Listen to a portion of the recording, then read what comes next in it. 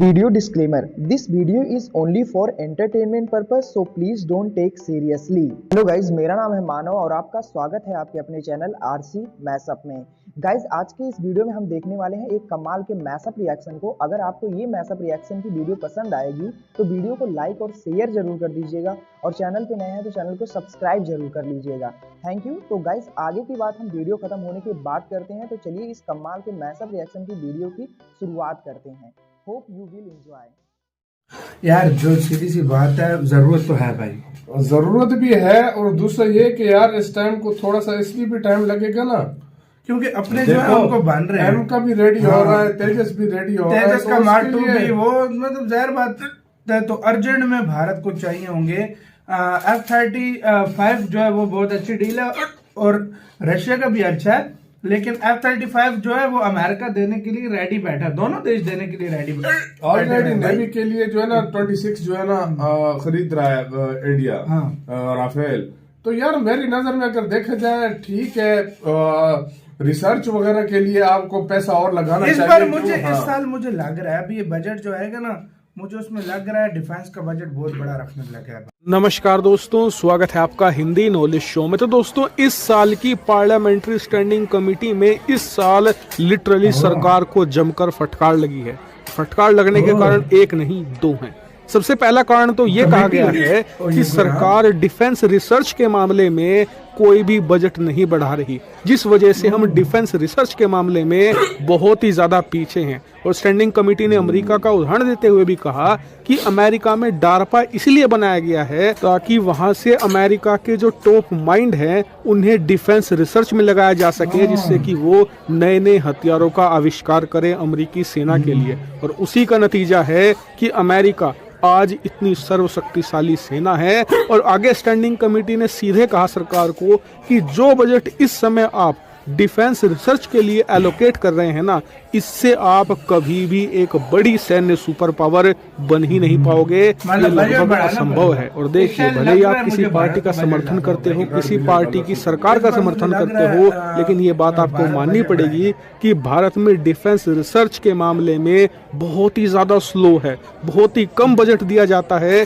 जिस वजह से हमारे प्रोजेक्ट आगे बढ़ ही नहीं पाते। हालांकि ये बात भी उतनी ही सच्ची है कि इस सरकार में पिछली बाकी जितनी भी सरकारें आई हैं उसके मुकाबले ज्यादा रिसर्च में पैसा लगाया गया है, लेकिन ये बिल्कुल भी इनफ नहीं है अगर भारत को एक बड़ी सैन्य सुपर पावर बनना है। लेकिन जो दूसरी बात कही गई स्टैंडिंग कमेटी द्वारा, वो सबसे ज्यादा महत्वपूर्ण है। दरअसल स्टैंडिंग कमेटी ने दूसरी बात ये कही है कि पिछले कई सालों से हम ये बात कहते आ रहे हैं कि आप जल्द से जल्द MRFA डील करो। भले ही आपको सुखोई खरीदना है खरीदो, आपको राफेल खरीदना है खरीदो, अमेरिका का F-16 खरीदना है खरीदो, जो भी लड़ाकू विमान खरीदना है आपकी मर्जी का है, आप खरीद लो। लेकिन कम से कम जल्द से जल्द इस डील को कंप्लीट करो और वायुसेना को लड़ाकू विमान खरीद कर दो, क्योंकि हमारी जो लड़ाकू विमानों की स्क्वाड्रन क्षमता है भयानक तरीके से गिर रही है। और आज की स्थिति यह है कि हमारे पास ढंग के लड़ाकू विमानों की 30 से ज्यादा स्क्वाड्रन मौजूद नहीं है, जबकि चीन और पाकिस्तान को काउंटर करने के लिए कम से कम 42 से 45 स्क्वाड्रन चाहिए, यानी कि कम से कम 150 लड़ाकू विमानों की कमी भारतीय वायुसेना को चल रही है। और ये काफी नहीं था कि सोने पर सुहागा ये हो रहा है कि भारतीय वायुसेना में पुराने लड़ाकू विमानों की भरमार है, जिन्हें एक वक्त पर हमें रिटायर करना ही पड़ेगा और उस वक्त ये स्क्वाड्रन क्षमता और तेजी से गिरेगी। ऐसे में आप MRFA की डील करो, जिसके तहत 114 लड़ाकू विमान आपको वायुसेना को देने हैं।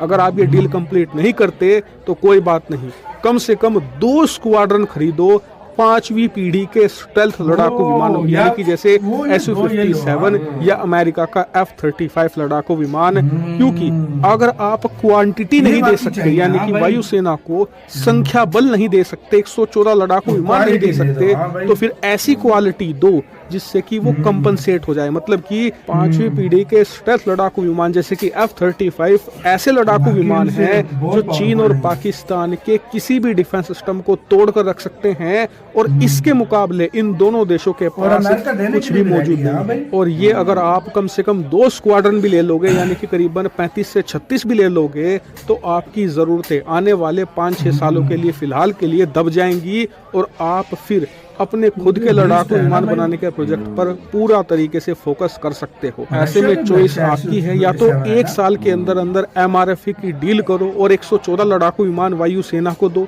या फिर उसके बाद स्टेल्थ लड़ाकू विमान आपको हर हाल में खरीदने ही पड़ेंगे। हालांकि भारतीय संसद की इस स्टैंडिंग कमेटी की जो रिपोर्ट है उस पर आपका क्या ओपिनियन है? क्या इन्होंने सरकार को सही फटकार लगाई है या फिर स्टैंडिंग कमेटी गलत है? जो भी है कमेंट करके बताइएगा। Thank you. यार जो सीधी सी बात है, जरूरत तो है भाई, जरूरत भी है, और दूसरा ये कि यार इस टाइम को थोड़ा सा इसलिए भी टाइम लगेगा ना, क्योंकि अपने जो है उनको बन रहे हैं। एम का भी रेडी हो रहा है, तेजस भी रेडी हो रहा है, तेजस का मार्क 2 भी, वो मतलब जाहिर बात है, तो अर्जेंट में भारत को चाहिए होंगे। F-35 जो है वो बहुत अच्छी डील है और रशिया का भी अच्छा है, लेकिन F-35 जो है वो अमेरिका देने के लिए रेडी बैठा है, दोनों देश देने के लिए रेडी बैठा। ऑलरेडी नेवी के लिए जो है ना 26 जो है ना खरीद रहा है इंडिया राफेल। तो यार मेरी नजर में अगर देखा जाए ठीक है, रिसर्च वगैरह के लिए आपको पैसा और लगाना चाहिए। इस बार मुझे इस साल मुझे लग रहा है, अभी ये बजट जो आएगा ना, मुझे उसमें लग रहा है डिफेंस का बजट बहुत बड़ा रखने लगा है। मुझे ऐसा फील हो रहा है यार।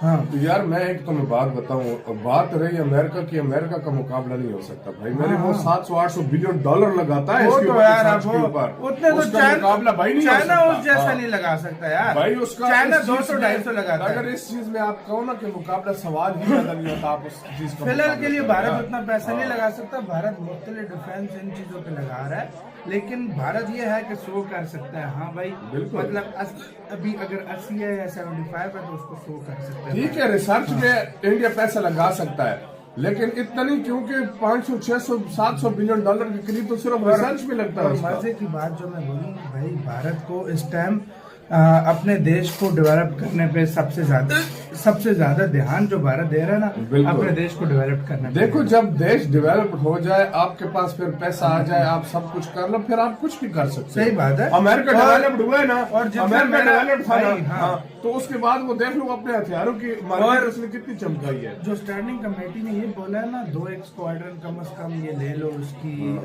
स्टाइल फाइटर जेट की, इससे मैं भी सहमत हूँ भाई। अगर आ गया ना स्टाइल फाइटर जेट, मैं कहता हूँ एशिया में कोई हिलेगा भी नहीं। गाइज आपको यह मैसअप रिएक्शन का वीडियो कैसा लगा? अपने थॉट को नीचे वीडियो के कमेंट में जरूर बताइएगा। वीडियो पसंद आई हो तो वीडियो को लाइक जरूर कर दीजिएगा। चैनल पे नए हैं तो चैनल को सब्सक्राइब जरूर कर लीजिएगा। तो थैंक यू, मिलते हैं नेक्स्ट वीडियो में।